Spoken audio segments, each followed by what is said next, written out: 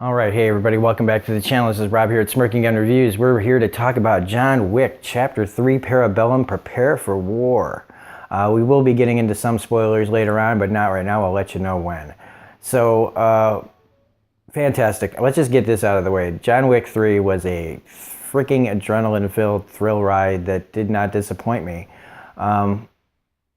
Except it felt like it kept wanting to end, but didn't, in a good way.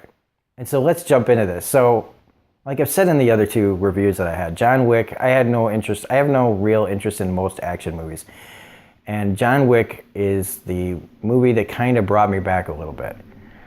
It's a simple story of a man who lost his wife, who's trying to retire after being like basically the boogeyman for hitmen, gets a puppy and loses it to some Russian mobsters. They steal his car, they kill his dog, and it's a simple revenge movie. And it's this small thing that ends up becoming this huge, huge thing. And it's always in the background. Even in this movie, they bring up the puppy in the car and all that stuff. And it's going to always be like that kind of, really, all of this started because of a dog.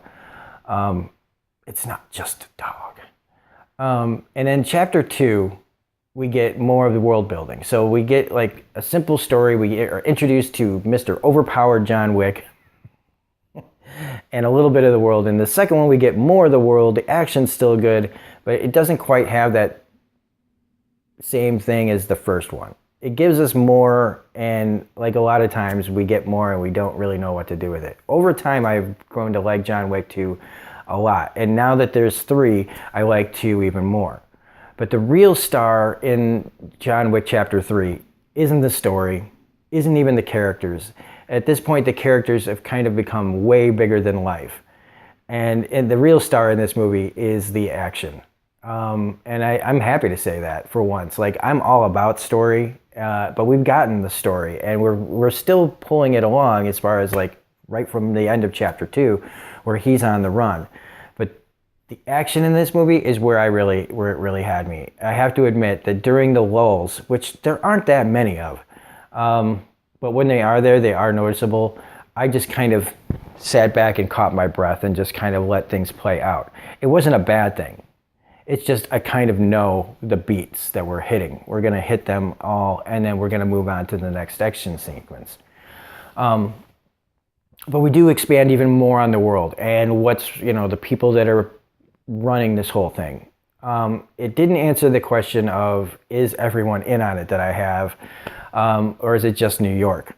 It seems like New York is all about the assassin world, because everywhere he turns in this world, it's just somebody's after him. And I like that they've established that. And I kind of also like the ambiguity of all these movies, because we don't really know John's background. I thought in the second movie review that we would get some revelations from like John's past, and that maybe his wife was even alive. Looking back on that, it's pretty ludicrous that I would think his wife was alive. But we live in a world where Daenerys Targaryen becomes a mad villain in one episode. So anything's possible. So I didn't want to rule it out completely. But I don't think his wife is ever really coming back. Maybe in extended flashbacks. And just to get it out of the way, there is going to be a John Wick 4, for sure. unless Keanu Reeves dies, I'm pretty sure we're getting a John Wick 4. But the other thing that was introduced in this movie is a hint at the things that happened before John Wick Chapter 1. So that was one thing that I was right about, but only slightly. Because even then, when we get to find out a little bit more about where John comes from and how he got to be who he is, we don't get too many answers about that. We hear the origin, but we don't get like a full movie about it. And I hope we don't, because I kind of just like this ambiguity. Same thing with Halle Berry's character, where we're introduced to something that he did.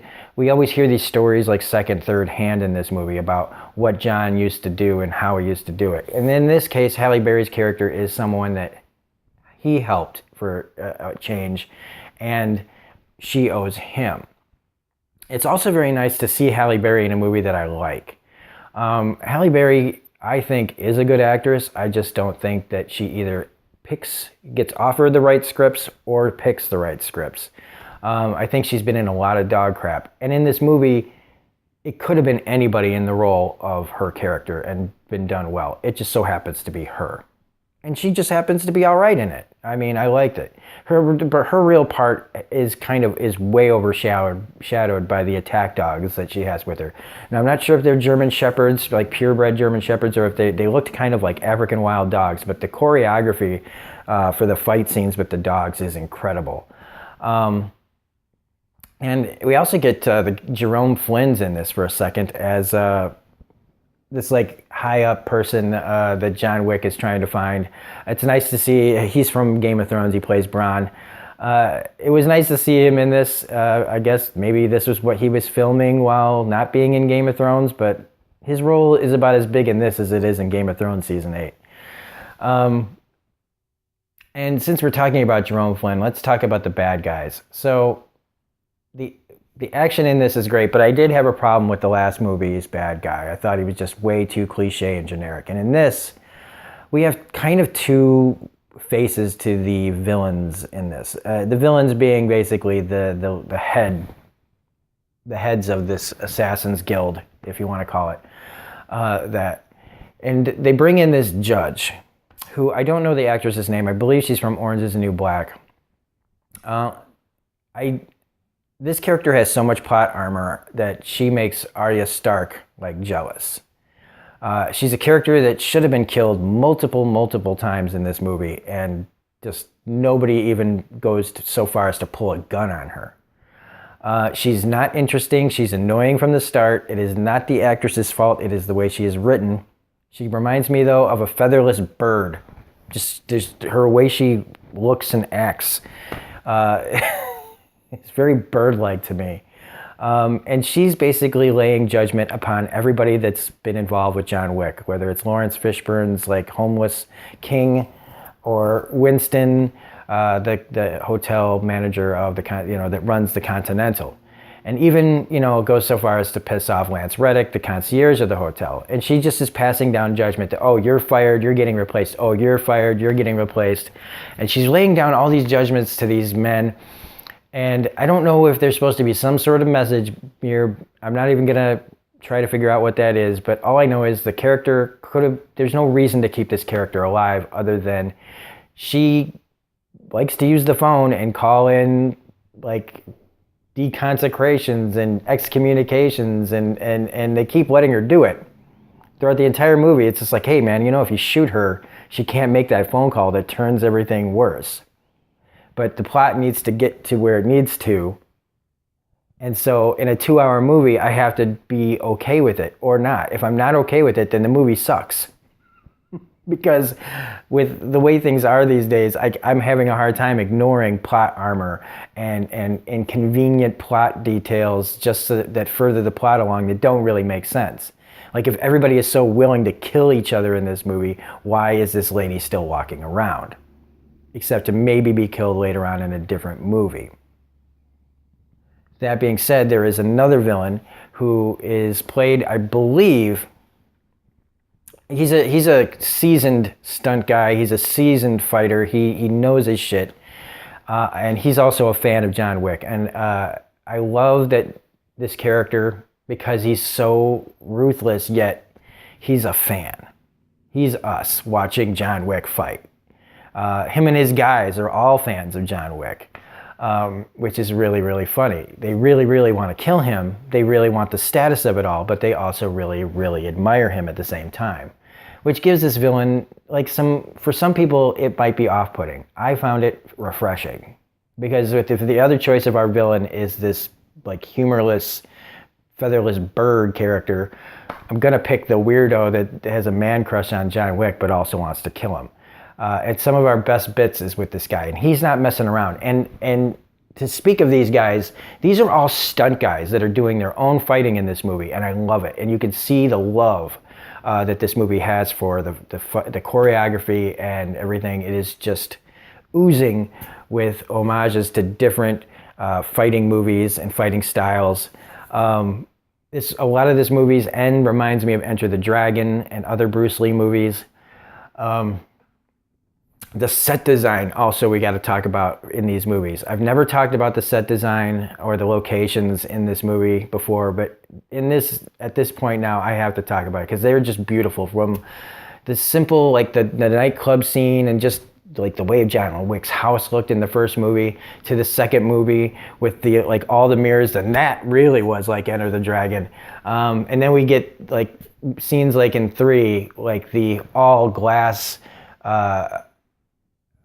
part of the Continental where they have all these antiques.